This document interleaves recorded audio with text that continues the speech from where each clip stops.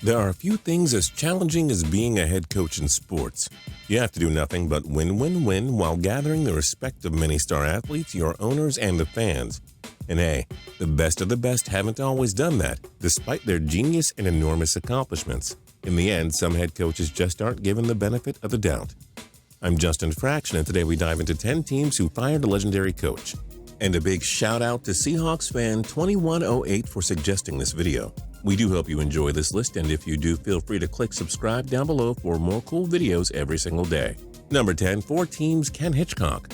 Hitchcock's 781 career wins places him 4th all-time among NHL head coaches, but you'd be surprised to know that 4 teams have given him a pink slip. Despite leading the Dallas Stars to a Stanley Cup in 1999, Hitchcock got canned 50 games into the 2001-2 season. After a .614 winning percentage and slightly over 3 seasons with the Philadelphia Flyers, Hitch got nixed 8 games into the 2006-7 season. He spent 4 seasons in Columbus before getting fired and turned the St. Louis Blues into a juggernaut from 2012 to 16, but got fired in 2017. Number 9, St. Louis Hawks Red Holzman.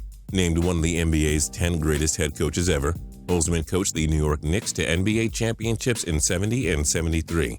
He was named Coach of the Year in 1970 and finished with 696 career wins. However, the Hawks fired Holzman 33 games into the 1956-57 season after going 14 and 19. Little did they know that this man was going to become a legend, not a myth. Number 8, New York Knicks Larry Brown. Brown's 1,089 wins are the 6th most in NBA history. He coached the Detroit Pistons to a surprise 2004 NBA championship victory, taking down the Los Angeles Lakers super team.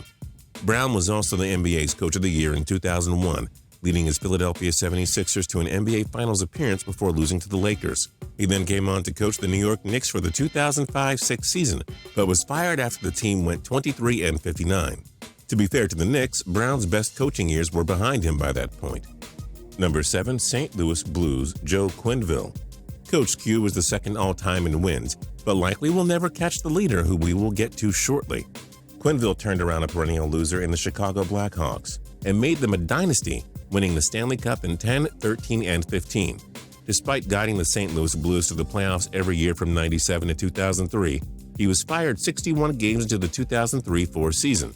Even more puzzling, the Blues sat 29, 23, and 9 at the time. Too bad their Central Division rivals took on Quenneville and won championships with him, while the Blues kept finding ways to not win their first Stanley Cup. Number 6, Atlanta Braves Bobby Cox. The legendary Atlanta Braves manager ranks 4th all-time in managerial wins with 2,504. Cox guided the Braves to the 95 World Series championship and was a 4-time Manager of the Year.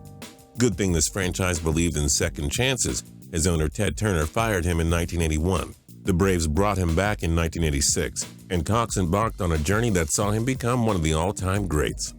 Number 5, Chicago Bulls Jerry Sloan. Sloan is one of the NBA's greatest coaches ever. He won 1,190 games and was the Utah Jazz head coach during the glorious Karl Malone and John Stockton days. Unfortunately for Sloan, there was no revenge after the Chicago Bulls fired him 51 games into the 1981-82 campaign. His Jazz would lose to the Bulls in the 97 and 98 NBA Finals.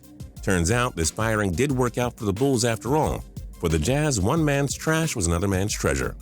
Number 4, Cleveland Browns Bill Belichick.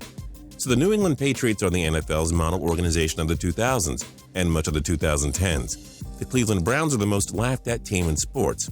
Turns out Cleveland should have never fired Bill Belichick, arguably the greatest head coach of all time. He coached the Browns from 91 to 95, going 36 and 44.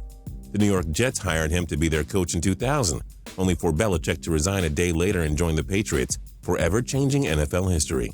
Number 3, Golden State Warriors Don Nelson. Nelson's 1,335 wins are the most in NBA history. He was named NBA Coach of the Year in 1983, 85, and 92. He coached 4 teams throughout his career too.